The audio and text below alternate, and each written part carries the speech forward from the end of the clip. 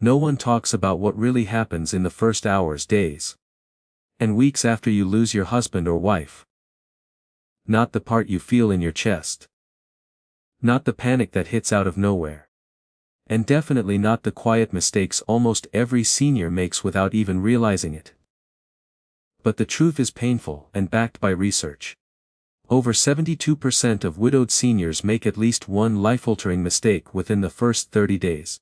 And these mistakes don't just affect emotions. They affect finances, health, memory, family relationships, long-term stability, and even survival. When your partner passes first, your brain enters something neurologists call grief shock. A temporary state where decision-making declines. Memory becomes foggy, logical thinking weakens, and the emotional brain takes over. That's why so many seniors say, "I wasn't myself." Or, "I don't know why I did that." And this isn't weakness, it's biology. Sleep patterns collapse, stress hormones spike, judgment drops, and during this fragile window, people say yes to things they shouldn't, push away support they actually need, make rushed financial decisions, isolate themselves, or ignore medical red flags because they believe they're just grieving. But there are 6 specific things you should never do in this moment. 6 life lessons survivors wish someone had told them before they suffered consequences that lasted months or even years. In this video, we will reveal the 6 most important do not do lessons every widow or widower must know. And stick around, cause number 2 can protect your mental health, emotional stability, and future more than any other choice you make in the first weeks. Reference sources used for this video are summarized in the description for anyone who wants to look deeper. Before we dive in, here's a quick question. How long were you and your partner together? And where are you watching from? We're reading every single comment today like family, because your stories guide every word we create. Now, without any further ado, let's begin, because lesson number 6 is the first thing almost every grieving spouse does, and it's the one that begins the most damaging chain reaction. Mistake No. 66. Rush to give away your spouse's belongings too soon. The pressure starts almost immediately after the funeral when well-meaning relatives suggest clearing out closets and donating clothes will help you move forward.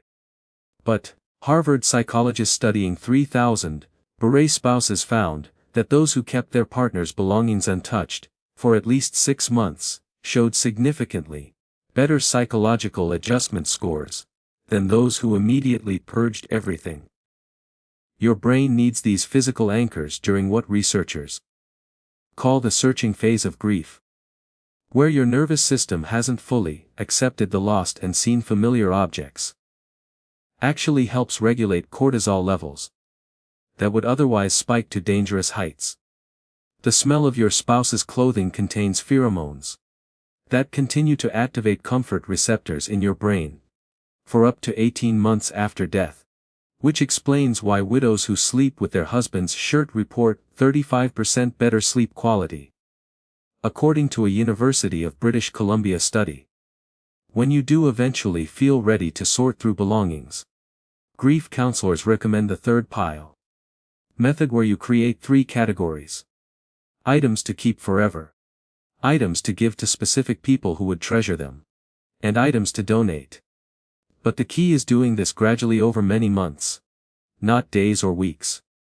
Professional organizers who specialize in bereavement suggest starting with the least emotionally charged items, like office supplies or garage tools, then slowly working your way toward more personal items like jewelry or love letters. Always stopping when you feel overwhelmed rather than pushing through. The biggest mistake people make is letting others decide what's healthy timing for you. When research consistently shows that maintaining connection to physical reminders, for as long as feels natural, whether that's 6 months or 6 years, correlates with better long-term adjustment and lower rates of complicated grief disorder. Your spouse's belongings serve as what psychologists call transitional objects. that help your brain slowly process the reality of loss. Similar to how children use security blankets to manage separation anxiety. Except in your case, the separation is permanent, and the need for comfort objects is scientifically validated. Some widows report keeping their husband's coffee mug in the same spot for years, finding comfort in seeing it each morning, while others gradually integrate their spouse's clothing into memory quilts or give special pieces to grandchildren. When it feels right. Not when society says they should. Each person's timeline is as unique as their fingerprint. And forcing yourself to let go before you're genuinely ready can actually prolong the grieving process and create what therapists call disenfranchised grief, where you mourn not just your spouse, but also the lost opportunity to grieve at your own pace. Before we go on, if you're getting value from this video, go ahead and tap that like button, and make sure to subscribe and turn on the bell icon, so you never miss out on powerful health tips like these. Number 5. Make no major mistake. No. 5 Financial decisions for 1 full year. Your grieving brain operates like you're permanently drunk, with cognitive function tests showing widowed individuals scoring similar to someone with a blood alcohol level of 0.0808 for up to 12 months after loss. Yet, this is exactly when predators emerge from the shadows. Knowing you're vulnerable. Financial advisors report that widows and widowers lose an average of $184,000 to poor decisions, or outright scams in the first year alone, with seemingly trustworthy family members being the perpetrators in 37% of cases.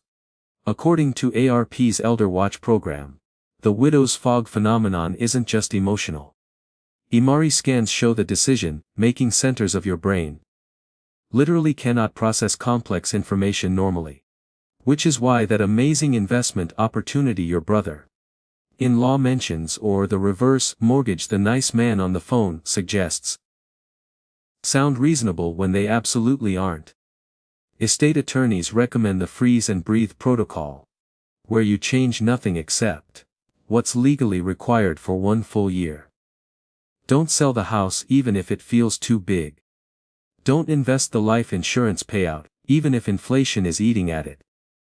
Don't loan money to anyone, no matter how desperate their story, because your judgment is scientifically proven to be impaired. The house that feels impossibly large and empty at month 2 feel like a comforting cocoon of memories by month 8. And the investment that seems brilliant during a 3M grief spiral will likely look foolish in the clear light of emotional recovery. Instead, park any insurance payouts or inheritance in boring safe vehicles like high-yield savings accounts or short-term CDs while your brain heals.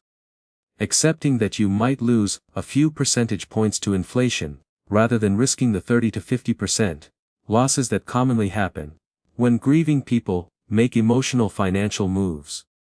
Create what financial therapists call a decision delay document, where you write down any major financial move you're considering. Then revisit it monthly for 3 months before acting. Which studies show eliminates 80% of grief-driven financial mistakes. The only exception should be time.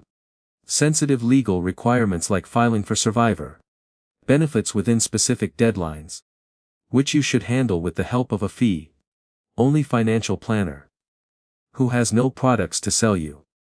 Not your cousin who just got his insurance license. Widows who follow the 1-year rule report feeling empowered rather than restricted, because they gave themselves permission to say, "I'm not making any major decisions right now." To anyone pressuring them to sell, invest, move, or loan money, your future self will thank you for being born with money during the most honoring time of your life. Number 4. Isolate yourself from mistake. No. 4. Social connections when they feel draining. The cruelest irony of grief is that isolation feels like comfort when it's actually poison. With Johns Hopkins research showing that widowed individuals who withdraw from social contact have a 50% higher mortality rate in the following 2 years than those who maintain connections, even forced ones. Your grieving brain tricks you into believing that staying home feels better than seeing people.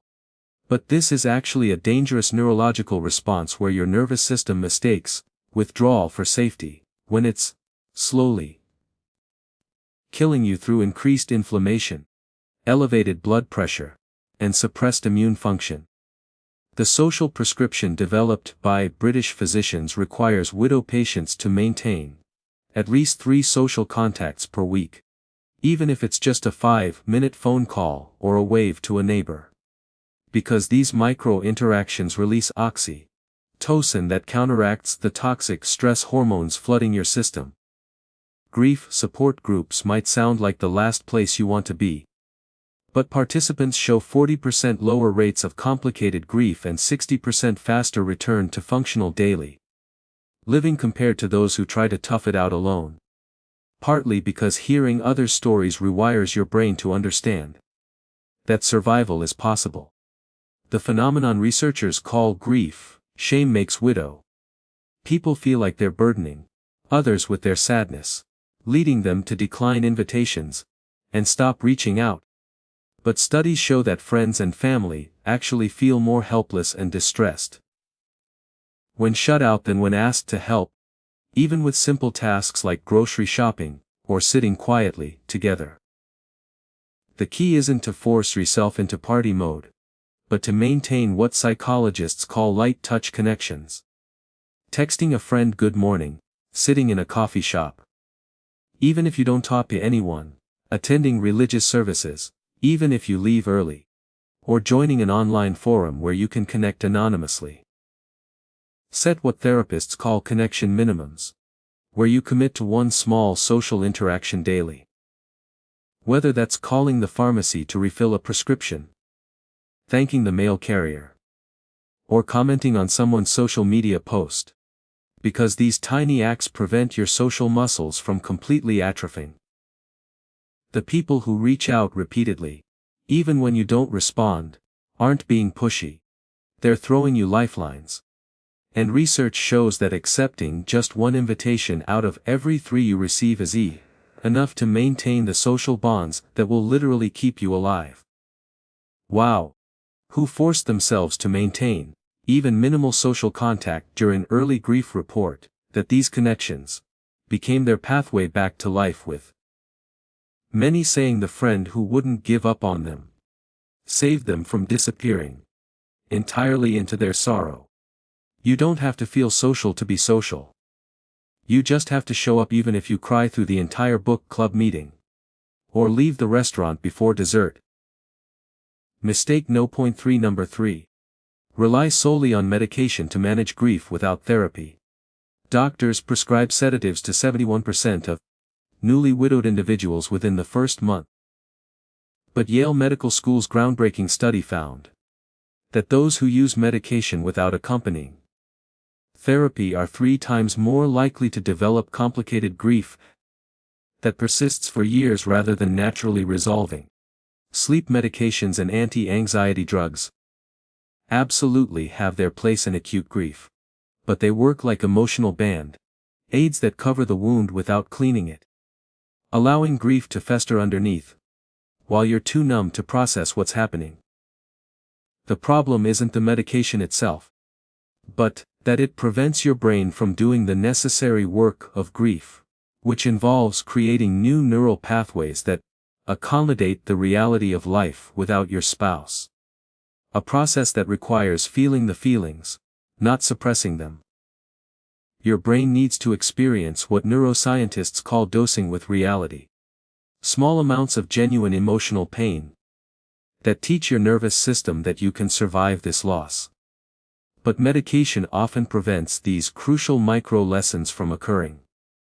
Psychiatrists specializing in bereavement recommend the medication Bridgeprocan, or used temporarily to restore basic functioning like sleeping 4 hours, or eating 1 meal daily while simultaneously beginning grief-specific therapy that addresses the root cause rather than just symptoms. Complicated grief therapy developed at Columbia University shows remarkable success with just 16 sessions, helping 70% of participants Move from stuck paralyzing grief to integrated grief, where you can remember your spouse with love rather than only pain. The timing matters enormously. Starting therapy within the first 6 months prevents grief from calcifying into depression, while waiting longer than a year makes treatment significantly less effective as maladaptive patterns become entrenched. Many widowed individuals resist therapy, thinking they should be strong enough to handle this alone. But grief literally changes your brain chemistry in ways that make self-healing nearly impossible, like trying to perform surgery on yourself while blindfolded. The therapeutic approach that shows the best outcomes combines individual counseling with support groups, medication when needed for specific symptoms, and body-based practices like EMDR that help process trauma stored in your nervous system. Research shows that widows who engage in therapy report not just symptom relief, but actual post-traumatic growth, discovering strengths they never knew they had, and developing a relationship with their deceased spouse that continues to evolve, rather than remaining frozen in loss. Your grief needs witnesses, not just pills. Because healing happens in connection with others, who can hold space for your pain without trying to fix it. Number 2. Immediately try to mistake no.2 date or desperately avoid all romantic possibilities. The widow person's heart exists in a paradox where you simultaneously connection to fill the gaping hole, and feel guilty for even thinking about another person. But research from the University of Utah shows that both extremes, rushing into dating, or swearing off love forever, predict poorer long-term outcomes.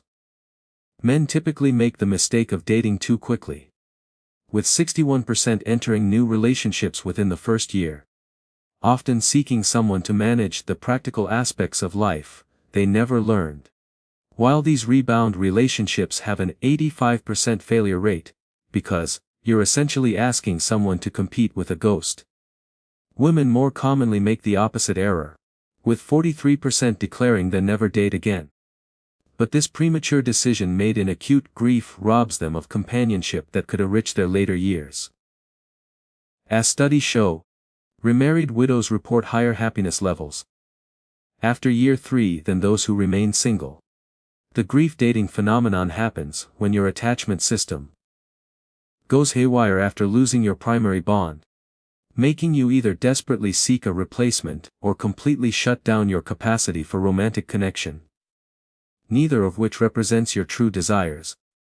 Once grief stabilizes, your brain in early grief cannot accurately assess romantic compatibility, because it's desperately seeking the specific comfort your spouse provided, leading you to project your late partner's qualities onto inappropriate matches, or conversely finding fault with anyone who differs from your idealized memory.